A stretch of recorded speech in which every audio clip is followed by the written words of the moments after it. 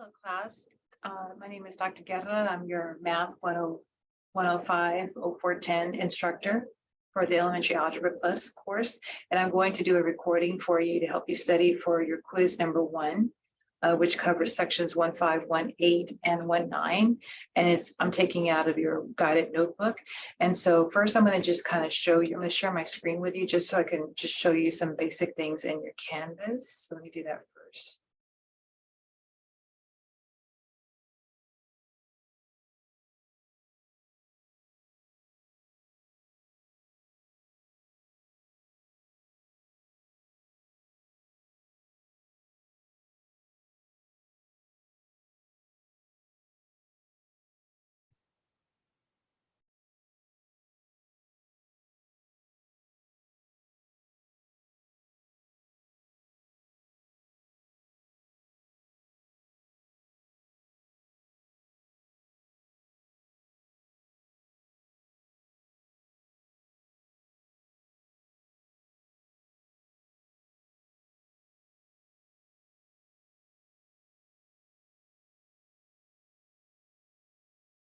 Maybe you won't let me share this.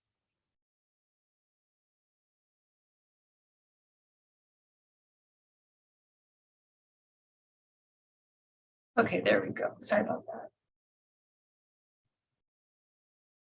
that. Okay, so hopefully y'all can see that screen there.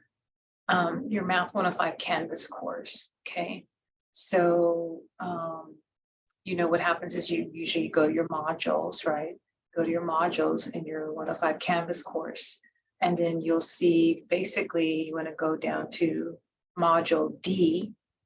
Module D concerns quiz number 1. There's a quiz number 1 review and then a quiz number 1 template work. So these are Canvas assignments. You can see the little paper with the pencil. And for the quiz 1 review, I have that opened up already. Let's see here. You always want to read your details, and sorry, because they're usually long, but you always want to, it's the student's responsibility to read their details from their Canvas assignment, because that's where your teacher relays a lot of the instructions and directions for you that are in the simple syllabus for the most part. And then we just reiterate them here before you get ready to take a quiz, like an assessment, for example. And so the Math 105 carries all the quizzes. This course has 3 quizzes. And so the first one covers 15, 18, 19. So please make sure you read through that. The quiz reviews can be used while you're completing the quiz and to jog your memory. And they are worth a bonus of 5 points. And you do have 60 minutes to complete the quiz. I think on your template it says 40, but it is 60 minutes that you have. And then the template, which is where you turn in your work, in the Canvas assignment quiz number 1 template work, you have 50 minutes after you complete the Canvas respondents quiz to turn in your work. And so it gets loaded, the work gets loaded into Canvas Math 105, and you want to look for this title, quiz number 1 template work. That's where you upload your work within 15 minutes of submitting your Canvas respondents quiz. And there are some PDFs here that you want to look at. There's remember the acceptable sitting position. So that's what this PDF is about. The handouts that are allowed, which I'll show you when we go through the quiz here. And then the template, you're strongly advised to print that to show your work on when you take your quiz, and that will help you because there's oftentimes hints on there. If you're going to do your quiz on your own paper, you have to number your problems, separate them with lines, in between your problems. And but you are still responsible for at least looking at the template and reading that through in case you need to make any notes for yourself. Okay. But it's important that you show your work based on how you're being shown in your instructor's feature videos that you're supposed to be watching before you tackle the Hawks Learning, Learn, Practice, and Certify mode homework. Remember, you turn in your work from your on your homework from your certified mode. And these handouts I'm going to share these with you. So this is the acceptable sitting position. You see how all the students are sitting at their desk or their tabletop. See how I can see both of their hands and their face and them writing a view of them writing at their desktop. So these are actual students of mine when I was teaching the math refresher courses when we were using Alex. For those math refresher courses, they had to take a respondents exam for that. So it is possible to have that sitting situation. So you just have to set up your computer either to the side or far enough back. You can use a wireless mouse or a mouse, and that helps you so you don't have to stretch to the keyboard. But this is the acceptable sitting position that's needed. Handouts that are allowed, you can use your multiplication charts. There's a small one, 12 by 12, and then a large one, 30 by 30. You can use your rounding place value chart. You can use this handout here, which kind of has the steps basically for rounding. It's got 6 steps, which I'll go over a little bit for rounding. And let's see what else. Oh, there's a prime number sheet so you can use. These are from your guided notebook. Oh, and this is important too, your rules of divisibility handout. This is in your notebook also. Charts, more multiplication charts for that.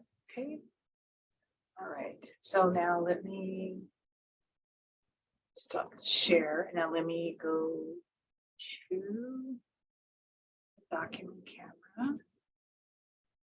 Advance. There we go. And so you can see here that this is page 35 from our workbook, and hopefully the pages, the pages could change if we usually try to update the workbook every 2 years or so. So it is possible that you could be looking at a recording where the page could change. But the title, practice quiz number 1 over sections 1.5.1.8.1.9. And I chose version B. There's 2 versions, kind of like a version A, which I think I don't have it titled version A. And then there's another one. There's 2 versions. So this one I picked out was the second one, version B. But you should work either the version B, which I'm going to go over, or work version A, or work the one online. There's also an online review, and you would have to show your work on your own paper. And here you don't have to use your own paper. Here you get the paper from your workbook. In the guided notebook, it's a combo workbook with has 105 and 410. So the 105 is kind of in the front. Then you have your study skills articles, and then followed by the 410 lessons. And so this is coming from the 105 part of the workbook, page 35. So I'm going to go over these problems. And when you take your quiz you'll have 60 minutes to complete the quiz, and it'll look very similar to these problems. So you can see problems here.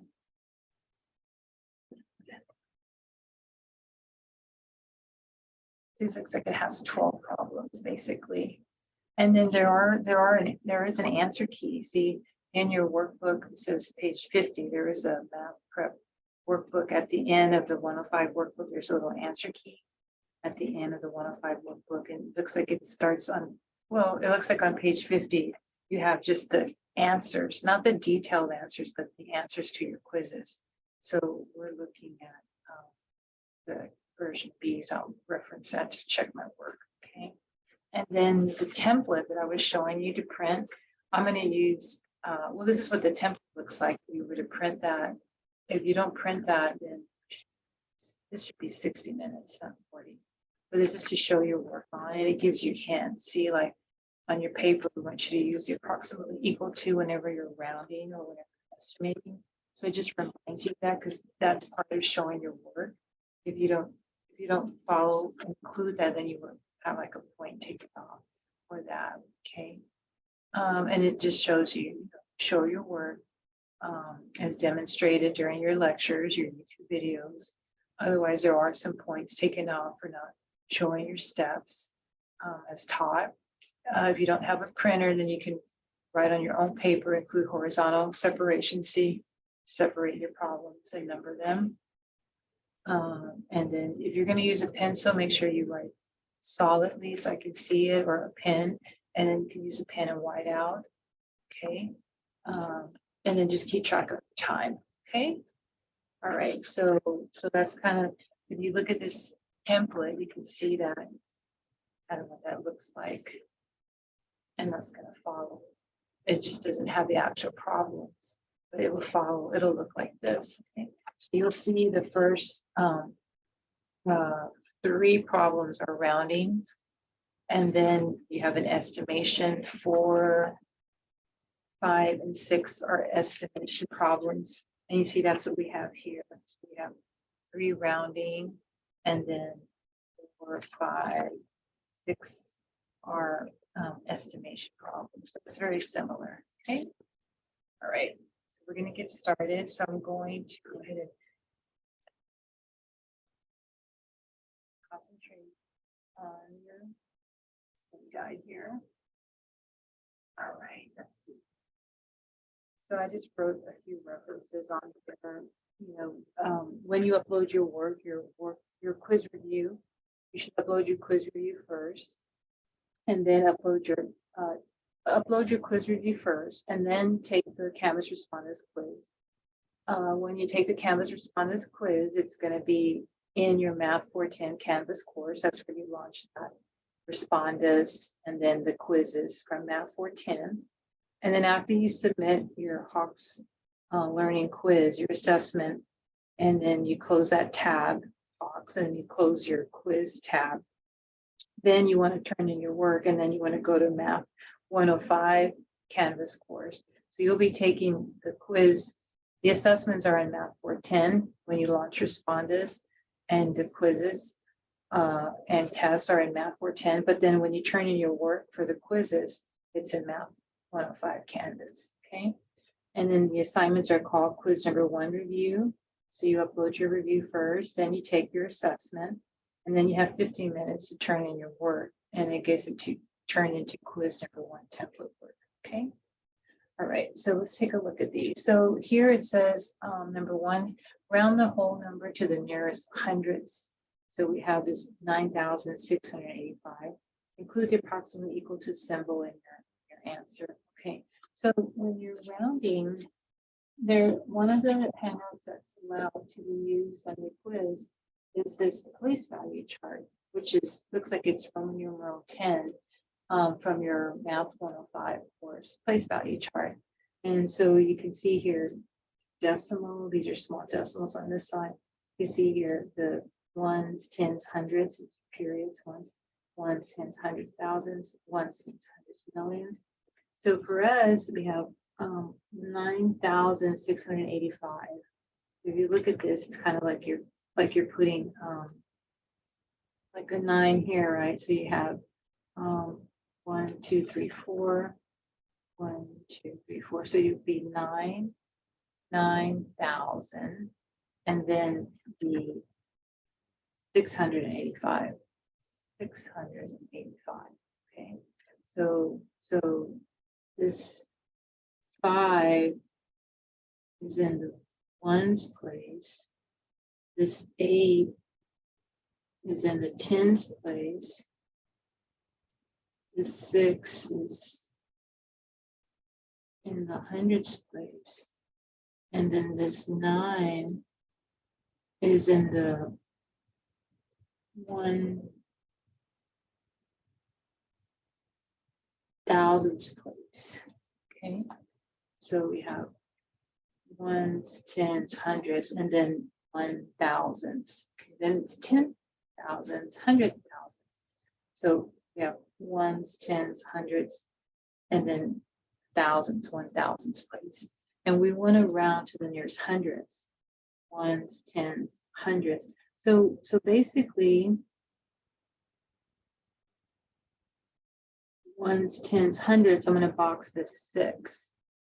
Ones, tens, hundreds, box this 6, and I'm going to look at the neighbor to the right, and I'm going to ask myself, is that neighbor 5 or more? And we're going to say, yes, it's an 8. So if it is, you have to add 1 to your box digit. Okay. So if the neighbor is at least 5,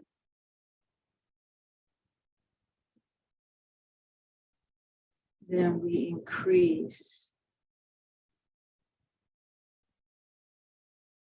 the box digit. So in our case, this neighbor is 8. It is at least 5. So we're going to add 1 to the 6. That will give us a 7. And then what happens to these digits thereafter? These digits thereafter become 0. So this 8 becomes 0, 5 becomes 0. So the digits thereafter become basically a 0. And the 6 got increased by 1, and the 9 stays the same. There's no carry. And commas is optional. You have 1, 2, 3, 1, 2, 3, 4. So comma is optional. It says here, commas used for counting natural numbers. No commas are allowed for decimals. Commas are required for numbers with at least 5 digits. And we don't have 5. We have 1, 2, 3, 4. So here the comma is optional. It's not required. Comma is optional because it has 4 digits. But if it had 5 or more, then it's required. Okay, so that came out one time in Jeopardy show, by the way, about commas. And then you want to put the approximately equal to, which is like wavy lines. Okay, so that would be your answer. So then you want to check. You go to this part of the workbook, page 50. Look at quiz 1, answer key version B. See approximately 9,700. Okay, so that's part of showing your work. The wavy lines on the paper, boxing the number hundreds as part of showing your work. Looking at the neighbor, carrying 1. That's all part of like a point, right? This is worth 7 points, right? These are all worth rubric points. Yeah, a point for this, point for this, a point for that, a point for that, right?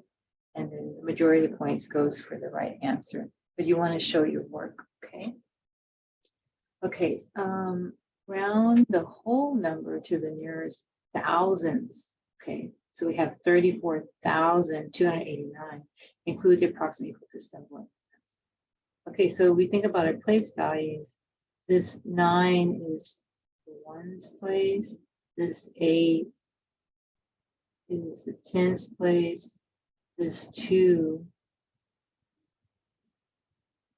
is the hundreds place. This 4 is the 1,000s place. And then this 3 is the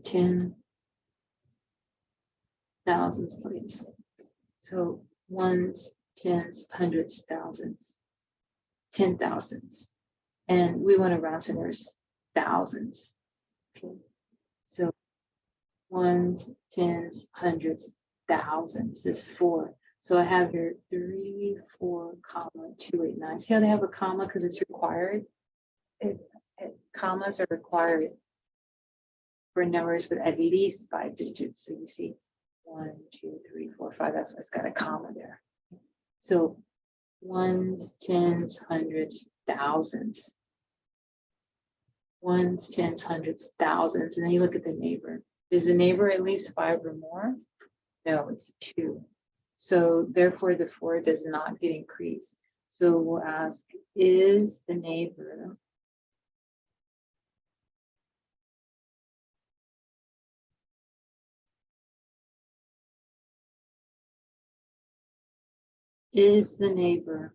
at least 5? Question mark. And we're saying no. And then so don't increase the box digit. So leave that 4 alone. Don't add 1 to it. Now the digits thereafter still become 0. Digits thereafter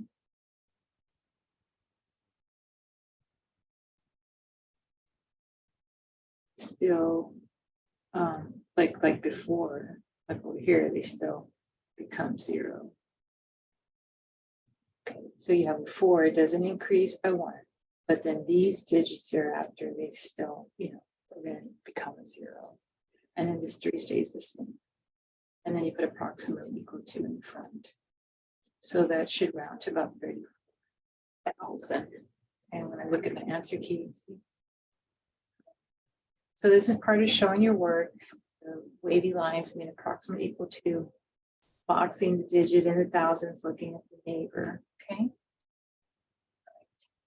So you don't have to write the sentences as part of showing your work unless you want to, you don't have to, but this kind of work, I need to at least see you boxing the digit, looking at the neighbor, approximately equal to, okay, carrying in this case here. That's part of showing your work. Round the following whole number to the nearest 10 thousandths. Okay, so we have 795,861. So this 0 is in ones place. This 6 is in the tens place. This 8 ones, tens, hundreds. This 5 is in the thousands. This 9 is in the 10,000s.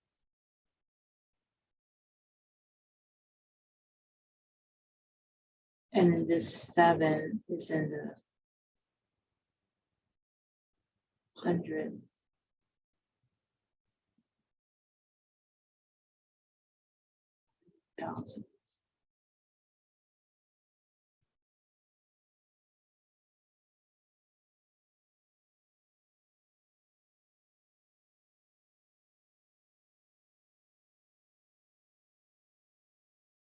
So ones, tens, hundreds, thousands, 10,000s, and then 100,000s. Okay.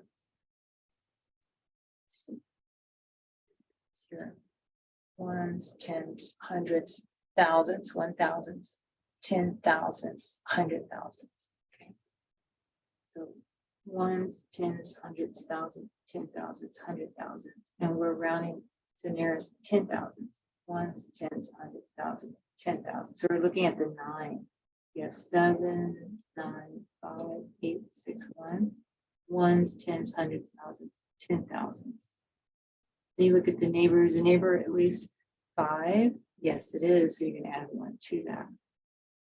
And it's just that when you add 1, 9 and 1 is 10. So you're going to have to carry again. 7 and 1 is 8. And then the digits thereafter become 0. So I'll ask, is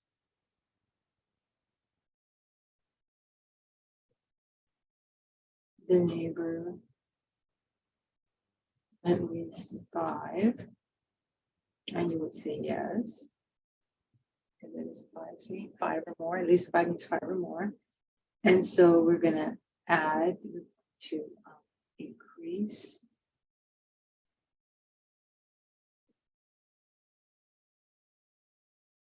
the box digit. So this box digit 9 becomes 1. And then you have to carry 9 and 1 is 10. So you carry 1, 7 and 1 is 8. But the digits thereafter become 0.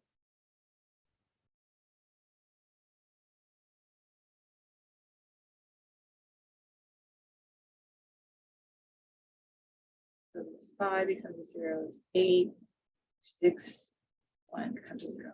And then approximately equal to in the front. So it looks like number 3 turns into 800,000.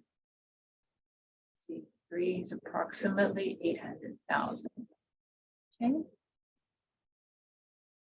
Okay. So if you need any more help with rounding, it's important for you to go to MathWorld. We have all those MathWorld tutors available from your modules. Both of your Canvas courses have a module that have a MathWorld link in them. I think it's module 3 offhand and Math 410. But there is a module in your Math 105 course also. So just read the heading of your modules. And you just click on the link that's available, and then it'll take you to an operator on, working on duty, and talk to you, greet you, ask you what tutoring are you interested in. So they'll know you're either interested in Math 105 tutoring, if it's a co-rec lesson, or the Math 410 tutoring, and then they'll get you in touch. They'll put you in a break room to come into your break room, work with you. And they have a document camera, like I've got. This is a document camera that they have that. Okay. Number 4, there's 2 parts, step 1 and step 2. The first part is an estimate the sum using rounded numbers. And the second part is find the actual sum. So you do want to read the directions and make sure you're working it based on how they're asking, because there's 2 types of questions, the step 1 and step 2. The first one is an estimate and estimate the sum. You're just using rounded numbers. So you're going to basically, what that means is you're basically going to use, I call it front end rounding. You're going to use, for this estimate, you're going to use what I call front end rounding. So you basically box the number in the front of that, like 736, you box the digit at the front of that number, and then you look at the number to the right. Is that 5 or more? No, it's not. So the 7 stays the same. So this turns into 700. It's front end rounding. So with front end rounding, you always box the digits in the front, and then you look at their neighbors. So 436, that will stay 400. This is a 3, this is not at least 5, that stays at 4. And then 289, that's going to grow because this is at least 5, so you can have 1. You can kind of see that 2 plus 1 is 3. It'll become 0. So 736 becomes 700. 436 becomes 400. 289 goes up, increases to 300. Okay, so it's called front end rounding. Those are estimates, and then you're supposed to sum and add all these. These are called add-ins. This is an add-in, add-in, add-in. So you're going to sum the add-ins. So zeros, 7, 8, 9, 10, 11, 12, 13, 14, 15, 1400. That's, and then it's an estimate. So this is really, you don't have to continue putting the rounding in these places unless you want to, but you definitely need to put it down here because that's your final result. You definitely want that estimate in the front there. Okay, so here this is nice, but I don't think everybody will remember to put it for each estimate and then the grand total. Okay, which is sufficient. Now, this is the same problem number 4, except it's the second part. They want the actual sum.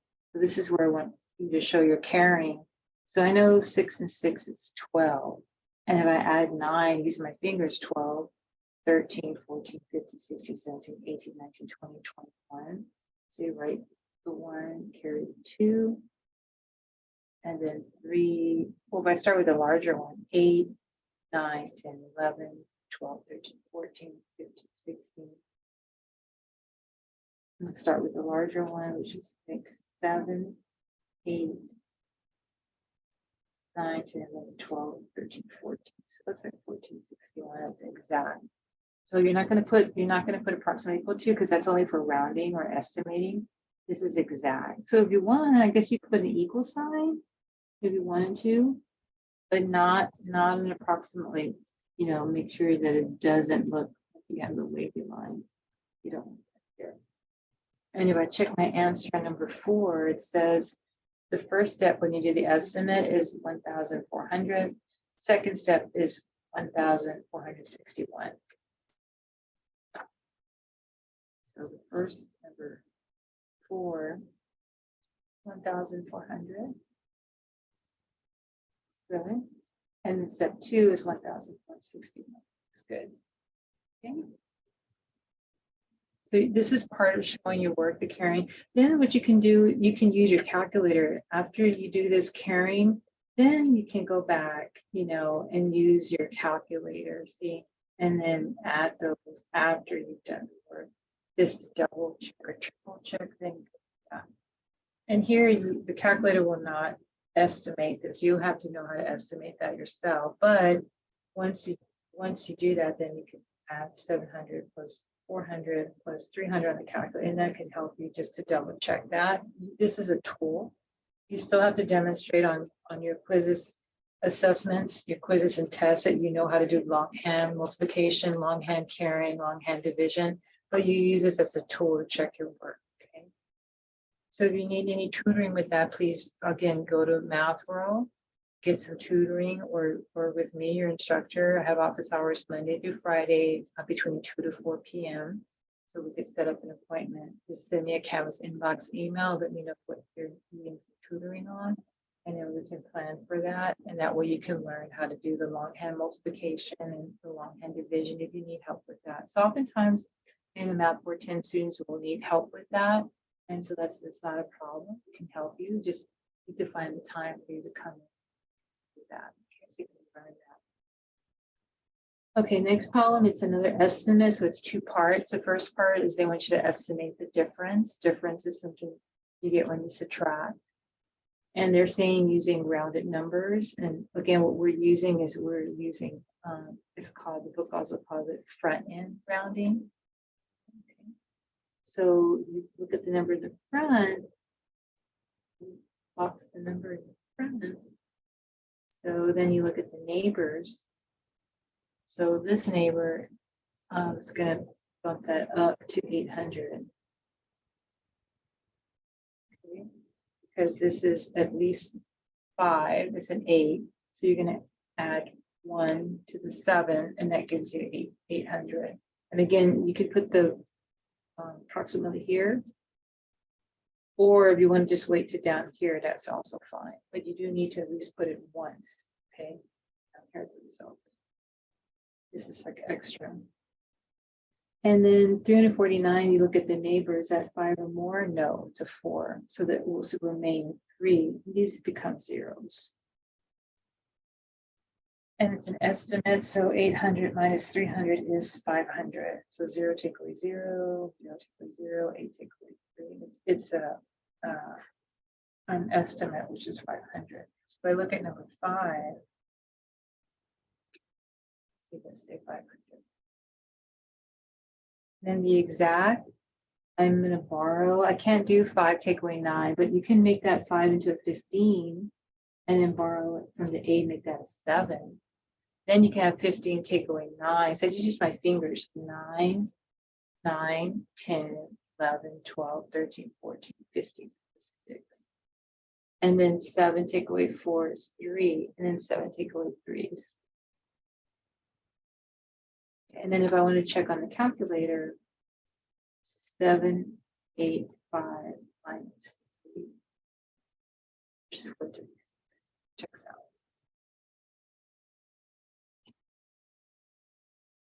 All right. Okay, so I hope that makes sense. With these, you have two parts. There's an estimate part, and then there's the actual part. So here's the actual sum, here's the actual difference. Here we needed some borrowing.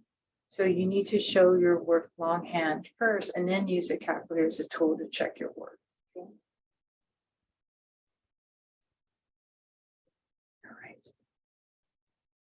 And then again, estimate. When you're estimating, you're using, they call them rounded numbers. I call them front end rounding. So you always just box the number in the front. You just box the number in the front, and you look at its neighbor. It's 5 or more, then you increase the box digit. If the neighbor is not at least 5, then you don't increase the box digit. So that's how these work. Okay, next, problem 6. Again, estimate the product. The product, something you get when you multiply. These are called factors. These are called factors. So 57 is a factor, and 34 is a factor, and product means to multiply. So you're learning vocabulary. So you box the number in the front, you're doing this estimation, and then look at the neighbor to the right. It said 5 or more. Yeah, it's a 7. So you're going to add 1 to the 5. 5 and 1 becomes 6. It's approximately 6. for 34, you box the number in the front, then you look at the neighbor. So is the neighbor at least 5 or more? Nope, it's a 4, so the 3 stays the same. So about 30. So 60 and then 30. And then you're multiplying. Just let us know what you're doing. You're multiplying. And you can see your teacher did that over here. See, plus, and see, subtraction. See that? So make sure you're mindful of that on your paper when you show your work. You need to show your work and include that. It doesn't already have it. Like these look like they already had it, but these don't communicate that. This one doesn't communicate that. And then let's do longhand multiplication. 0 times 0 is 0. 0 times 6 is 0. Then box this out with vacant. 3 times 0 is 0. 3 times 6 is 0. Add everything up. 6 and 3 is 0. Writing these up. 0. These up. Adding these up. Okay. Then approximately equal to. And commas, 1, 2, 3, comma, 1, 2, 3, comma. So if I use the calculator to check 60 times 30, it should give me 1,800. It does. I just make sure. And then if I go to my answer key, number 6, see, 1,800. Okay, now for the actual product. 7 times 4 is 28. So you start here. 7 times 4 is 28. Carry the 2. 4 times 5 is 20. So 4 times 5 is 20. Plus 2 is 22. And then when you do your second row of multiplication, you want to leave this vacant here or exit out underneath the 8. And start recording here. 3 times 7 is 21. Carry the 2. 5 times 3 is 15. Plus 2 is 17. And then start adding everything up. 8 and nothing. 2 and 1. 2 and 7. Make this 8 a little bit better here.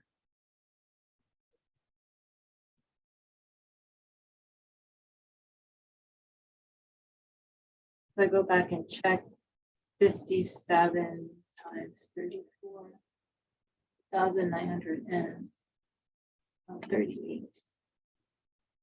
Guess what happened? Yes, I'm doing 57.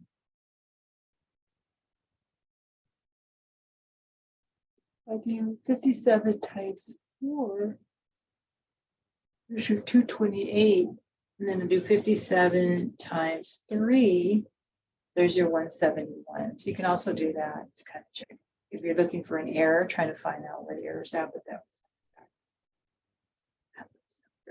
okay. And this is the actual. So the actual uses the equal sign. It's the actual part. We only use the approximate equal to whenever we're rounding or estimating. So like over here, we were rounding, you use the approximate equal to rounding, or see when you're estimating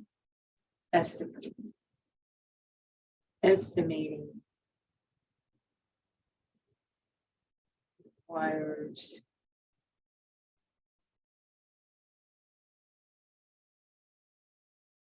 estimating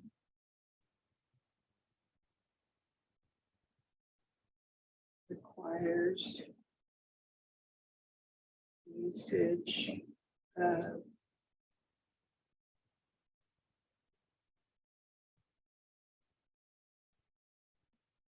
approximate.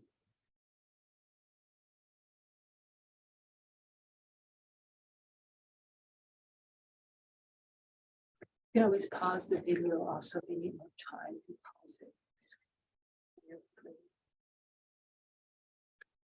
Okay. Now number 7 Find the prime factorization of the following number, 168. Oh, did I check number 6? That's 6. 1,938. Okay, 7, prime factorization. Okay, so factorization is a type of product. You're multiplying factors. And prime numbers, the number is either prime or composite. It can never be both. But we do in your workbook, there is a nice sheet here of prime numbers that only have ones that are less than 1,000. So that's nice to reference on the show.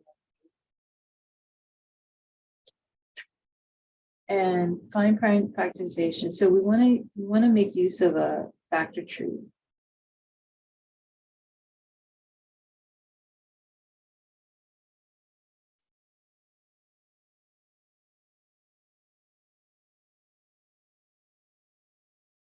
And we want to find out, okay, what 2 factors can we multiply and still get 168? So we want to make use of a factor tree, and we want to think of 2 numbers whose product is 168.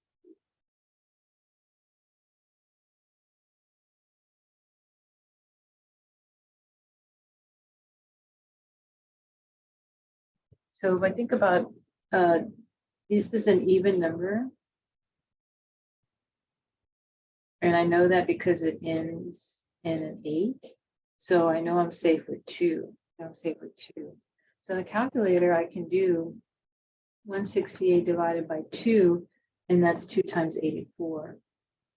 That means that 2 times 84 is 168.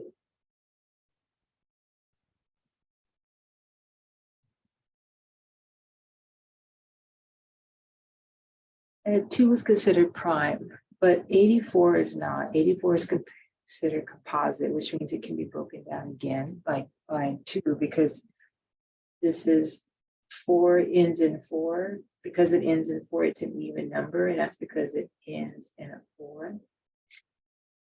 So I'm going to break that down by 2, and I'm going to do 84 divided by 2, which is 2 times 42. So you see that? So 2 is prime, but 42 is not. See how 42 is an even number?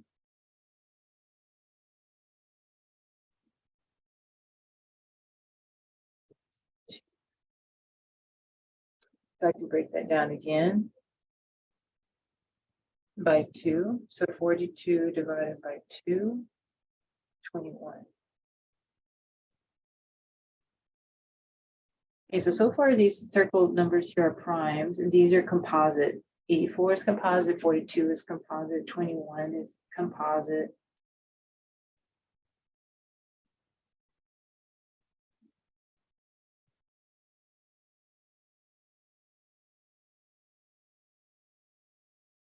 Okay, and now you cannot break down 21 by 2 evenly, which means the remainder is 0. But you can work with 3, and 3 is also a prime number. You look at your prime number sheet, you have, see, 2 and 3.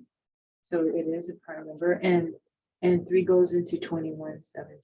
See, 3 times 7 is 21. And 3 cannot be broken down, and neither can 7. So that would be the prime factorization for 168. It looks like it's 2 times 2 times 2, so 1, 2, 3 times a 3 times a 7. Looks like you have 3 2s and 3 and 7.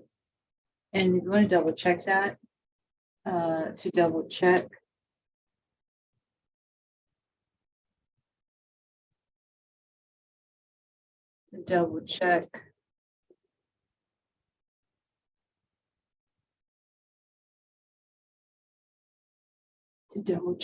then multiply prime factors.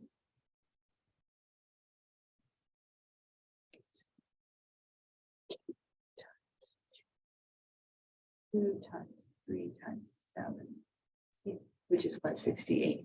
See that? And so remember, factorization means products. So these are all products. And then prime, these are all prime. They're not composite. These are composite. 84, 42, 21 these are composite. But these, what I'm doing is I'm circling the prime. So I would have it circling the prime. So I would call it. Okay. And if I double check my answer, go to number 7. 2 times 2 times 2 times 3 times 7. So you could also write it like this: 2 cubed, because there's three twos, times 3 times 7. So if you didn't want to use the raised dot, you could do it times 2 cubed times 3 times 7. Or you can use the raised dot, and then you can use exponents when they repeat, like 2 repeats times. Okay, but either or, this is fine. This is fine. Okay, number 8. Determine the first 5 multiples for the number 14. Show your work for full credit. Separate multiples using a comma. So one of the multiples is here. That's separated with a comma, but they want you to show your work. So you're just making a multiplication chart. 14 times 1 is 14. 14 times 2. 4 times 2 is 8. 2.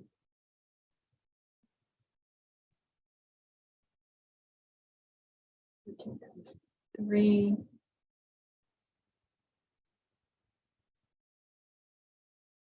So 4 times 3 is 12, carry your 1. 3 times 1 is 3, plus 1 is 4, that's 42. 14 times 4, so 4 times 4 is 16, carry your 1. 4 times 1 is 4, plus 1 is 5. That's 1, 2, 3, 4. 2, 3, 4. They want 5 of them. They want 5 multiples. One more time. 5 times 4 is 20, carry your 2. 5 times 1 is 5, plus 2 is 7. So we have. The other thing you can do when you check your work is you have start off with 14 plus another 14, which gives you, see, the 28, plus another 14 gives you the 42, plus the other 14, which gives you the 56, plus the last 14, which gives you the 70. So see, 1, 2, 3. All right. Okay. And number 9.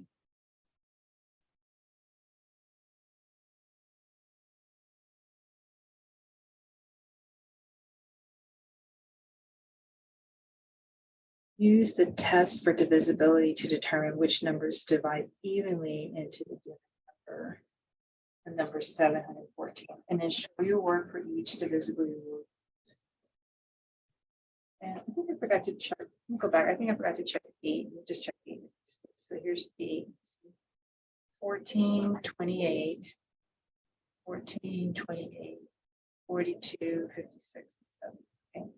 So remember on the computer, this is kind of what your answers look like on the computer when you input your answers, but you know, like it won't have the approximate equal to. On your paper, you're gonna have to remember to write that down. But this is your work, right? The boxing of the place value digit, the neighbor, the carrying, like adding 1. So that's part of your work.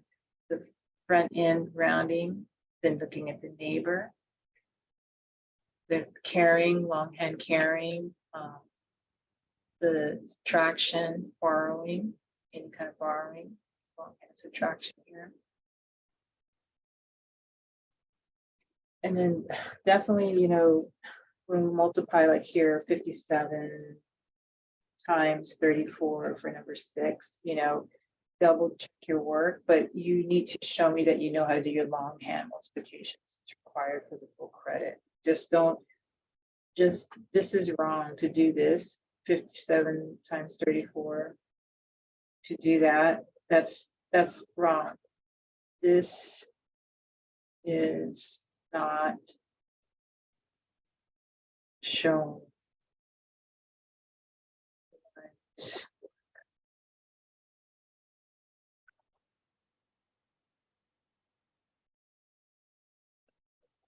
That. Okay. Then your factor tree is showing the work. And this is not the only combination. Like, this is not the only tree. I think if you wanted to for 168, I guess you could have maybe used 3. Let me just see. 168 divided by 3 is 56. So you wanted to do 3 times 56, and then 3 is prime. And you want to break down 56 like by 7, for example. 56 divided by 7 is 8. So it's 7 times 8. So 7 is prime. And then 8 is 2 times 4. And then 4 is 2 times 2. But you see, you have the 3 2s. See the 3 2s, and then the 7 and 3. So you still get the same result as this tree, but the trees look different. That's okay. That's allowed. And then the 5 multiples. So you have on the computer, you're inputting this in the computer, but you have to show your work on your paper. This is showing you where I need to make sure that you know how to do longhand multiplication. Okay, that's what this is for. Show me that you know how to do longhand multiplication, so you won't get points taken off. See, that's worth 6 points. If you only put the answer and not the word, you'll lose probably at least 4 points or so for that. So make sure you show your work. Okay, and then the divisibility rules. You want to use this handout.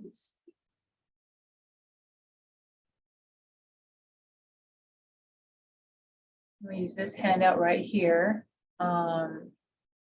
Rules for divisibility. So Roman numeral 11 from your math 105 workbook, math prep.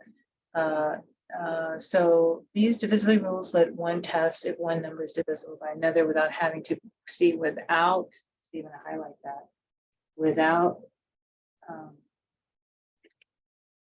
without having to perform the actual long division. So they don't want you to use the long division. That's would be an alternative way to check your work.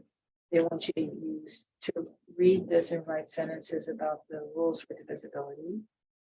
Divisible means that when one divides a number by another, the result, the quotient, is a whole number with a remainder of 0 after performing the long division. So if you get a remainder of 0 after the long division, that means it's divisible. Whole number is divisible by 2 if and only if the ones place value digit of the whole number being tested is digit 0, 2, 4, 6, or 8, which makes the whole number an even number. So look for that. So that starts here, 714, and we're testing for 2. And according to what we just read, this would work. That would work. And you would say, you're going to want to write a sentence. 714 is, according to this,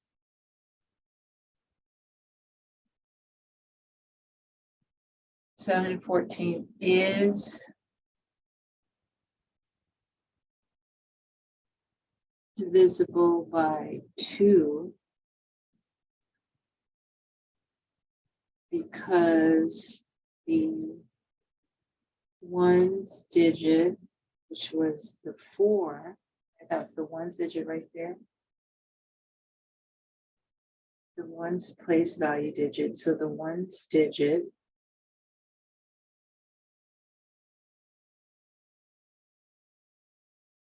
or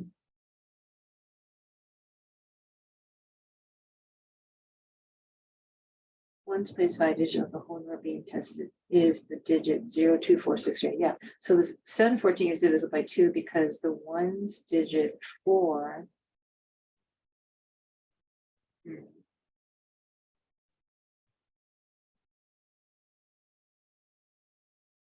makes 714 even.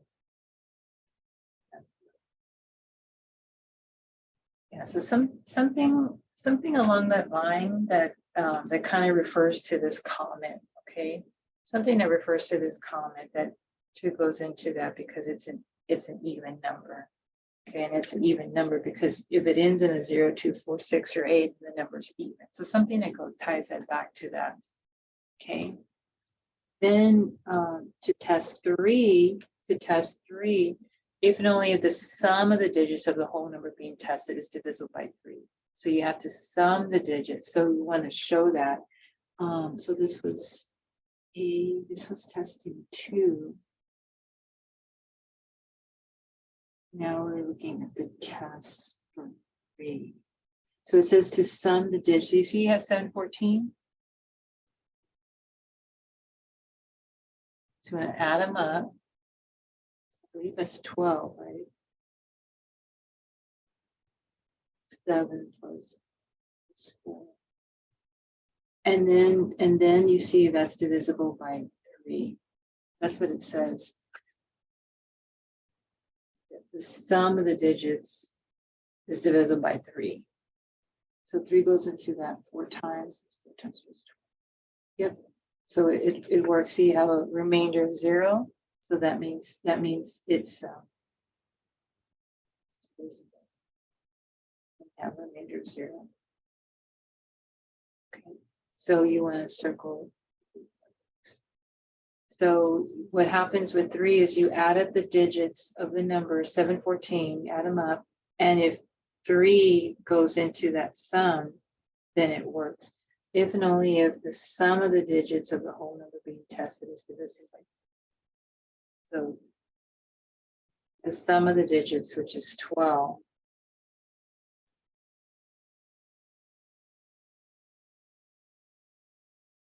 sum of the digits, which is 12, is divisible by 3. So that means it would work. Now for 4, you're testing 4. What does it say to do for 4? If and only if the number represented by the last 2 digits. So you have to look at the last 2 digits. So in 714, you want to look at 14, the last 2 digits.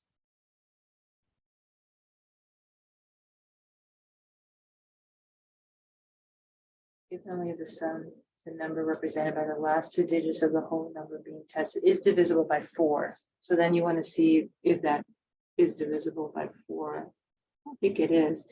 4 goes into 12 3 times because that will give you 4 times 3 is 12. So 4 goes into 14 about 3 times because 4 times 3 is 12, but that leaves you a remainder of 2. So that's not the remainder of 0.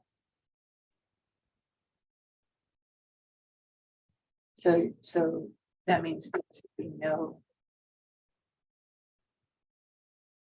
tested for fails. Tested for failed. So no, this needed to be a remainder of 0 in order for it to work, not a remainder of 0. So test for fails. Okay, so I'm not, so I guess you put an X it out. They have check mark for 2 and 3, but 4 it doesn't work, it fails. So 2 works, 3 works. Okay, so now we're going to test 5. So what does it say about the rule for 5? If and only if the ones place value digit of the whole number being tested is the digit 0 or 5. In other words, if the whole number being tested ends in a 0 or 5. Does our number end in 0 or 5? 714? No. So 714 does not end in a 0 or a 5. So this one also fails, doesn't work. So you cannot put a check mark on that. Okay.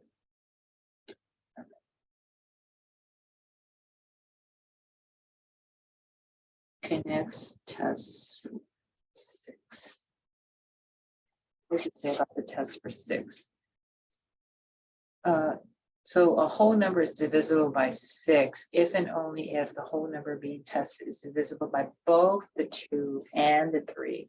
So you want to refer to tests for 2 and 3. So 2 it did work, yep, and 3 it did work, yep. So for both 2 and 3, yep. So 2 did work because it was an even number, and 3 did work because when you added up all the numbers in 714 gave you 12, and 3 went into that one. So this is 6 is a yes. Okay, because we put here 714 is divisible by 6 because it is divisible by both 2 and 3. And then for 9, a whole number is divisible by 9 if and only if the sum of the digits of the whole number being tested is divisible by 9. So it's kind of like similar to 3. You're going to have to add up the digits again. But this time, instead of dividing by 3, you can divide it by 9.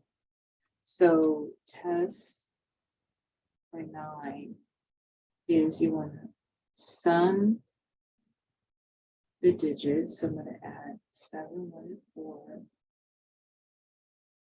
which was 12 right here. And then you want to see if 12 is divisible by 9 with a remainder of 0. And I don't think it is because that goes 9 goes into 12 one time. 9 times 1 is 9, but with 3 left over. So not a remainder of 0. So that's not a good thing. So 9 doesn't work. And then so we're running out of space. I think I have room in the, I think I can go to the back. Or I can go up to the top. So I'm gonna go to top. So test for 10. Oh, let's do one more test. No, one more test, 10, because that says 9. So test for 10, let's go to 10. So a whole number is divisible by 10 if the ones place value digit of the whole number being tested is the digit 0. So in other words, if the whole number being tested, does it end in a 0? So no, for us, see, does the number end in 0? So our number was 714. And so the answer is no. Does the number end in 0? No, it ends in a 4.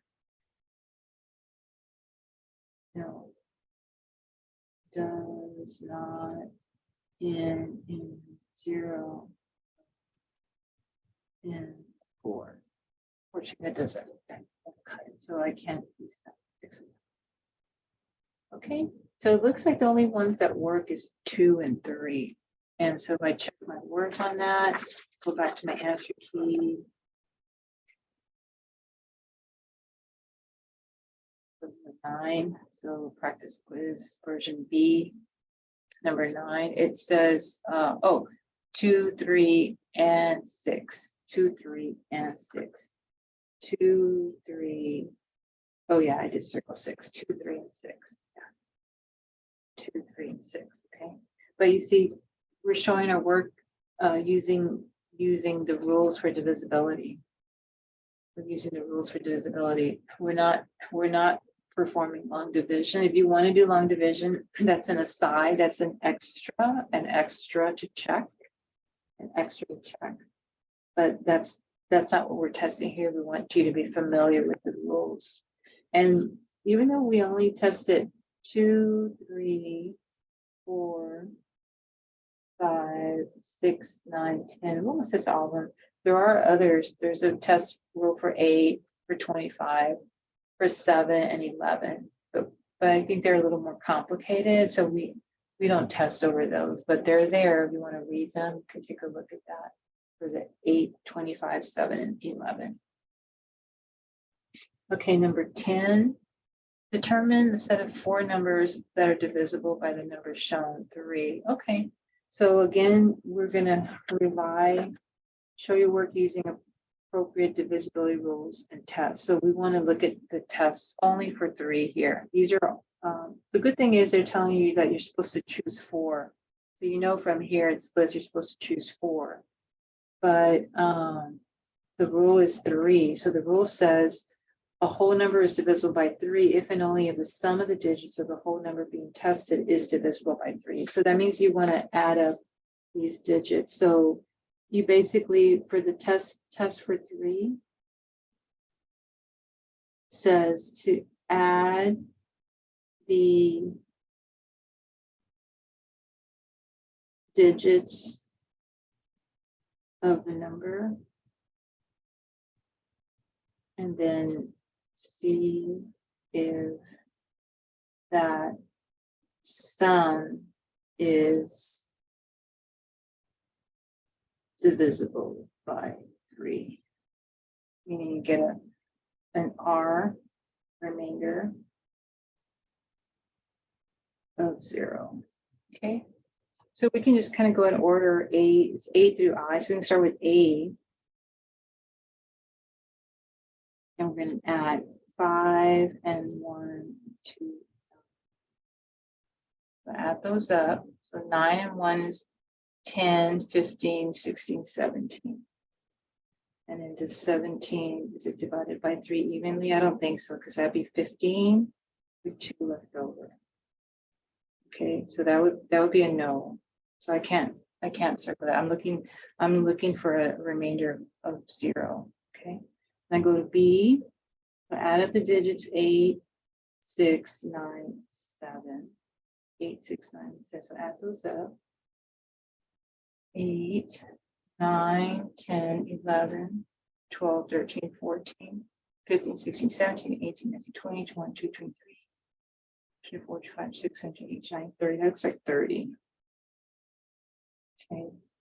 And you can double check on your calculator. So do it first on your own and then double check on the calculator. But yeah, that's 30. And then divide that by 3. That will work. 3 goes into 3 one time. Bring down 0. 3 doesn't go into 0. But we get a remainder of 0. So that's a good thing. So B works. 3 will go into that. And if you wanted to check that, you could see 8, 6, 9, 7 divided by 3. So check.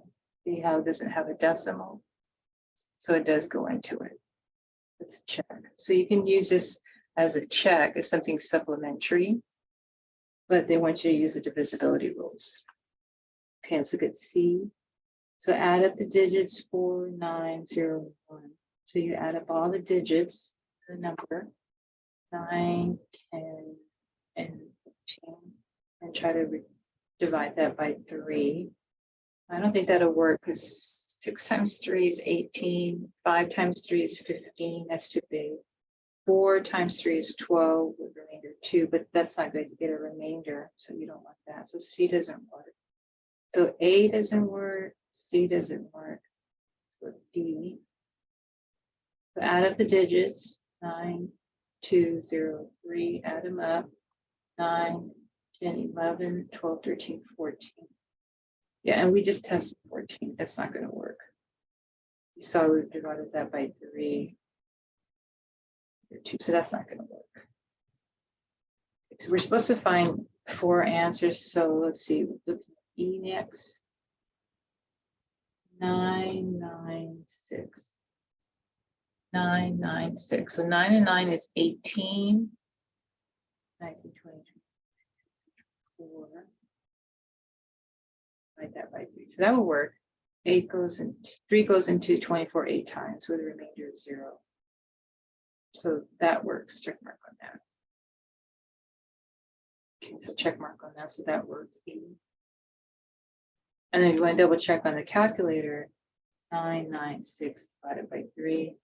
You see 332 with no remainder, okay, no decimal. Okay, that's good. Okay, I need to find four of them. So we found 2. We need to find 2 more. So let's see. Hit F. And we need to use the divisibility rules. So we need to test for 3. We need to add up the digits of the number, see if the sum is divisible by 3, and you're looking for a remainder of 0. So look at F. So add 1, 2, 8, 6.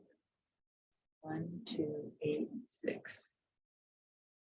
8, 2 is 10, 16, 17. 8, 2 is 10, 16, 17. 17 divided by 3. Looks like 5 times it's 15. 3 times 5 is 15 with 2 left over as a remainder. Okay, so that's not going to work. You're looking for a remainder of 0 for it to be divisible. Okay, let's try G. 7, 5, 9, and 3. You're adding the digits 7, 5, plus 9, plus 3. So add those up. 15. Looks like that's 24. And double check that. So I add 7 plus 5 plus 9 plus 3. Yep, so make sure it's 24. And then, I could divide that by, that would go into 8 times with a remainder of 0, which is what you're looking for. So that's, put a check mark on that. That's good. So G works. Okay, I need to find 4 numbers. So I found 3. So it's either H or I. Okay, so let's go to H. Going in order. So add up 2, 8, 2, 5. Add those up. That's 10, 15, 16, 17. No, that's not going to work. Divided by 3, that's 5. Goes in 3 times 5 is 15, but 2 left over. So no, that doesn't. It must be I. Add up 2, 3, 7, and then 9. So add those up. 13, 19, 20, 20. Looks like 21. Double check.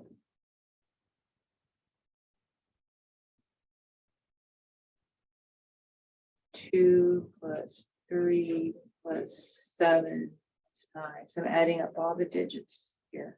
2, 3, 7, and 9. Yep, it gives me 21. And yes, then I take 21 divided by 3, 7.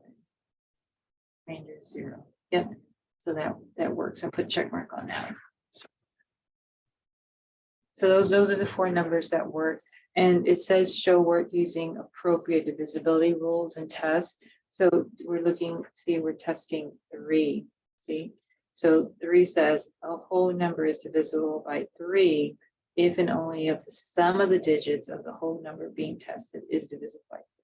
So we summed them up and then we're trying to divide by 3 and we're looking for a remainder of 0. See, divisible by means when one divides a number by another, the result, the quotient, is a whole number with a remainder of 0 after performing the long division. Okay. Okay, now I'm going to check my work. So number 10. And so it says 8,697, okay, which is B. 996, which is E. 7,593, which is G. And then 2,379, which is I. So we got that right. Okay, and then this is showing your work. You have to show your work using divisibility rules for the full credit. Okay. So they're asking. That's what I did in the YouTube videos. Okay. All right. So let's see. We've got these 3 pages. And you can see on your study guide when you print your study guide, see these first few are rounding. It reminds you to put the approximately equal to on your paper. And then see estimating the sum, front end rounding, and then the actual sum, show the carrying. And then do the front end rounding for the difference, and then see if you have any borrowing or difference on the actual, and then see, show your longhand. So these give you little hints. I want you to do the longhand actual product, and then the estimate, you're doing front end rounding, and then approximately equal to for the estimates. The actual uses equals. And then see the divisibility rules, see which numbers 2, 3, 4, 5, 6, 9, 10, none work, see. So you want to see write sentences that discuss the divisibility rules. So that it's a requirement. Okay, so it reminds you. Okay, so next, okay,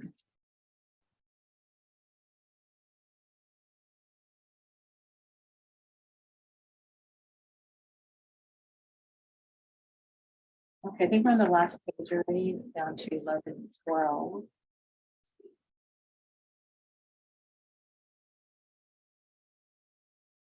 So determine whether the following number is prime or composite. By the way they want you to show your work is they want you to show your work by dividing by prime numbers. And so I have a list of prime numbers here. These are not all the prime numbers in the world, but these are the ones that are less than 1,000. So it's quite a few. And there are some really eccentric people. They spend their whole lives studying prime numbers. So there are some people doing that right now. Spend their whole life studying prime numbers. Okay, so they want you to show your work by proving it's prime or composite by dividing by prime numbers. If the number is composite, then they want you to find at least 2 pairs of factors whose product is the number. So like the number times 1 would be 1 pair, and find some other number when you do your long division. So we look at 66, trying to find out if it's a prime number or composite number, or not a prime or composite number. So this is a good distractor, and this should never be a choice because all numbers in the world are either prime or composite. They're either prime or composite, so there wouldn't be a choice. So it's a good distractor. But if we look at 66 and we show our work by dividing by primes, the smallest prime in the world is 2. So when I divide by 2, 2 goes into 6 3 times. 2 times 3 is 6. 6 take away 6 is 0. Bring down the next number, which happens to be a 6. 2 goes into 6 3 times. 3 times 2 is 6. And 6 minus 6 is 0. So, and this is good. See how we get a remainder of 0 already? That's important, visibility. So that kind of tells us we can stop there. And that means we have the factors 2 times 33, which is 66, right?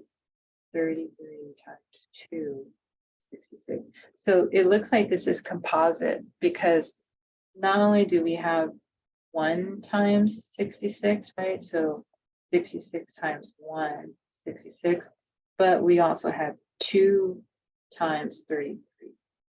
2 times 33 is 66. So there is more than, if you can find prime means that it only has 2 factors. So prime numbers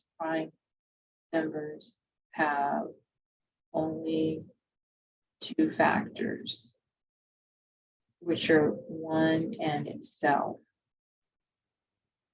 But composite have more than 2 factors. And you can see 1 in itself, and then another 2 times 33. So this is going to be composite. And you proved it by doing long division. Okay. Now, let's say what if we were trying, let me show you in case, because the computer randomly generates problems. So let's say that you were testing another number. Let's say you were just testing 67. So let's say this is an example. Let's say it says determine whether 67 is prime or composite by showing your work by dividing by prime numbers. See how that would work. Okay, so 67, by looking at this chart, you can see 67's on here. So it is a prime number, but so you know by checking on this chart that it's prime, but that doesn't prove it. To prove it, you have to show your work by dividing by prime numbers. So I'm going to show you that. So I take 67 and I divide by the smallest prime in the row, which happens to be 2. So I'm going to divide by 2, and then 3, and 5, and 7, and 11.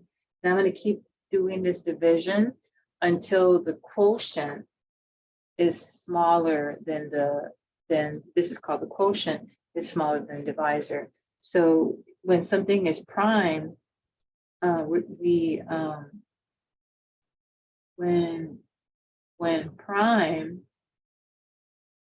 prime number, then we continue long division until the quotient is going to be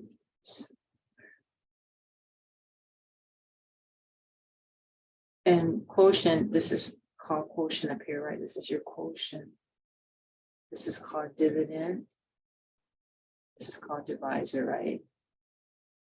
So when prime number, then we continue long division until the quotient is smaller than the divisor. So we'll try 2. 2 goes into 6 3 times. 2 times 3 is 6. 6 minus 6 is 0. Bring down to 7. 2 goes into that 3 times. It's 6. Remainder 1. So you see, that's not good. We want a remainder of 0. So we think that maybe it's prime because of that, but you got to keep dividing until the quotient is smaller than divisor. And if you continue to not get zeros, then that's how you prove that something's prime. Whereas if something's even on the first try or the first couple of tries, you will get right away, you know, when you test like 2, 3, 5, and right away, you'll get a remainder of 0. And you'll know then that once you get a remainder of 0, then it's composite because you have 1 in itself and then some other pair of factors when you get a remainder of 0. But when something's prime, you're gonna keep dividing like 2, and then now I'm going to divide by 3 because you see the next prime number is 3. So I'm going to try 3, I'm going to try 5, try 7, try 11. So 3 goes into that twice. Bring down to 7, that goes into that twice. But see how you have a remainder of 1. Okay, so I'm going to keep dividing, and now the next prime number that you want to divide by is 5. So you only want to divide by prime numbers. Okay, 5 goes into 6 1 time. 5 times 1 is 5. 6 minus 5 is 1. Bring down to 7. 5 goes into 17 3 times. 5 times 3 is 15. See, get a remainder of 2. See that? So you're saying, okay, I think that's going to be prime, but you have to prove it. You want to continue long division until this quotient is smaller than this divisor. So you see how the quotient is getting smaller? See 33. See 22. See 13. So the quotient is getting smaller, but we want it so that it's smaller than this number, the divisor. So it's not smaller than divisors yet, not yet. After 5, then you want to try the next prime number, which is 11. And I believe 11 times 6 is 6. But no, see how you get a remainder of 1. So we're pretty confident this is prime, but you want to keep dividing until this quotient is smaller than this divisor. And I think now it's smaller. See, 6 is smaller than 11. See here, 13 is bigger than that, but now 6, the quotient. So now you can stop. Okay, and this work proves that 67 is a prime number. This work proves that 67 is a prime number. So the reason we stop is we stop dividing because the quotient, this quotient was smaller than this divisor.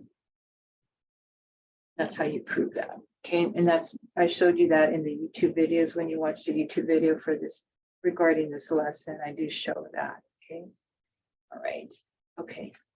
So now if I look at 11, it will tell you was a number prime or composite. It'll say it's composite number. So it has 1 times itself, and then it goes, you have several choices. It has 2 times 33, and that's what we use because go back to this point. 2 times 33, I use that because the remainder was 0. They said also you could use 3 times 22, or you could use 6 times 11, that you could use that. So those are prime. So this is okay here. This is okay, it's up here. Or you can use, they're saying 3 times 22, because 3 is prime. See, you're supposed to divide by prime number. So see, that's a prime number. See, that's a prime number. So 3 goes into that twice. Bring that down. 3 goes into that twice. So your remainder is 0. And that's important when you get a remainder of 0. So you could do 1 and 66. And then you could do 3 and 22. Or they're saying you could use 11. So 66 divided by 11, which is a prime number. 11 goes to that 6 times with a remainder of 0. So you have 1 times itself, and then you have 11 times 6. Prime number. So I would just use 2 because that's the first prime number and it worked. But if not, you could use 3 or 11. Okay, so this is enough here to show your work, but these are other choices. Okay. And then the last problem to study for the quiz is number 12. For the following 2 numbers, they want you to find 2 factors so that when you multiply, you list the factors of the first number such that their product is the first number. So the first number is 76. But then you take their sum, the sum of those numbers, and then it equals the second number, which is 23. So you want the product to be 76. When you add them up, you want to get 23. So what I would do is I would think of kind of like a multiplication chart, sort of build up for 76, like factors, what times what is 76. So like the obvious is 1 times 76 is 76. But when you add them up, 1 plus 76, that gives you 77. You see, you want 23. That's too big. So that doesn't work. Then I would just go down the list. Like when I say multiplication chart, I'm thinking of this: 1 times something, 2 times something, 3 times something, 4 times something, 5 times. That's what I'm thinking. So if I try 2 times, I can use a calculator as an aid. On the calculator, I can do 76 divided by 2. What is that? 76 divided by 2 is, looks like 38. So 2 times 38 is 76 then. 2 times 38 is 76. So using it as a tool. But when you take those same factors, 2 and the 38, and you add them up, that gives you 40. So you are getting closer to 23, see 77, 40, but you still have work to be done because you need to get closer and closer to 23. If I try 3, let me see if 3 goes into 76 without using the divisibility rules. See how it doesn't? See how it's 25.3 repeating? And if I add 7 and 6, remember adding up the digits, 7 and 6, think that's 13, right? 7 plus 6. Yeah. And 3 doesn't go into 13. Okay, remainder. Yeah, so that doesn't work. Okay, so scratch that off. As far as that doesn't work as far as the list of factors. So these don't work because they don't add up to 23. They do add halfway work. They halfway work because when you multiply them as factors, they give you 76, but they halfway work. When you sum them, they don't give you 23. This doesn't even work halfway. See, 3 times 1 is 76. It won't. 3 does not go into 76. The remainder is 0. How about 4? 76 divided by 4. Looks like 19. Looks like 4 times 19 is 76. 4 times 19 is 76. Now, what about when I add them? 4 plus 19. So 19, 20, 21, 22, 23. Yep, it looks like that works. If I add 4 plus 19, yep, it's 23. So I can stop now. I don't have to test these. I can leave those hanging like that, or you can erase them if you want. But we found the pair that works. When I take 4 times 19, gives me 76. When I take those same factors, 4 and 19, I add them up, it gives me 23. So the 2 factors are going to be 4 and 19. And we can see on this answer key, that's what they're saying.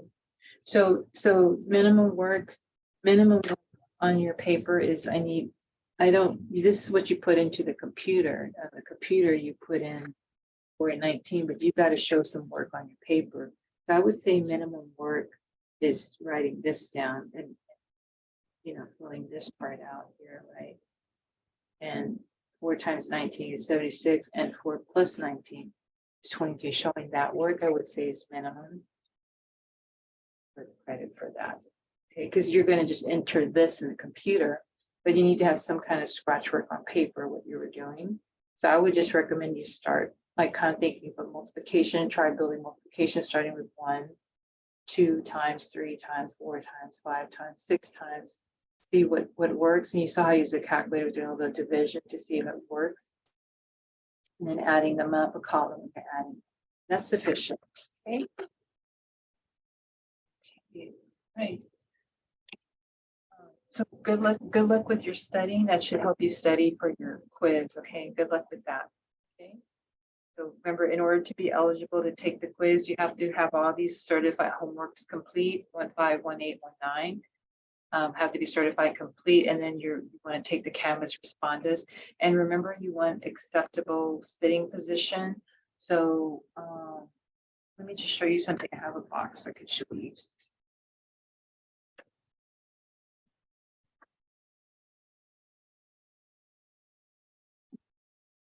So the acceptable sitting position is kind of this view is what I need. This view of you working from your table or your desktop. This is the view I need for your face, both your hands, writing at your desk, at your table workspace. So sometimes people work on a box or little TV tray or bed tray. They have a bed tray over the desk, or they have a TV tray that they put here in between the distance between their desktop, like their tabletop or their coffee table, and they have another table in between the distance. I need to see that view. Okay, or they move their camera to the side view, or diagonally. They put it along the width of their desk, and they kind of sit diagonally. Now, my computer is on like 3 calculus books. So my computer is elevated. So mine is elevated. So that's why I can't show you that they're elevated. But if I were to lower it down, it probably would. But my computer is pretty big and heavy, and it's on like 3 calculus books. But if I were to put it back down, I would have probably that view, and I would just have to angle it. So you can Zoom with me during my office hours, and we can practice that test. Otherwise, if you don't need the help with that, then just set up so you have acceptable sitting position. That way, to avoid the null and void. Remember, during your environment checks, you're supposed to be showing, putting your phone into a bag. So like you show putting your phone into a bag, backpack, purse, zipper lock, and then like setting it away from you during your test quizzing. Okay.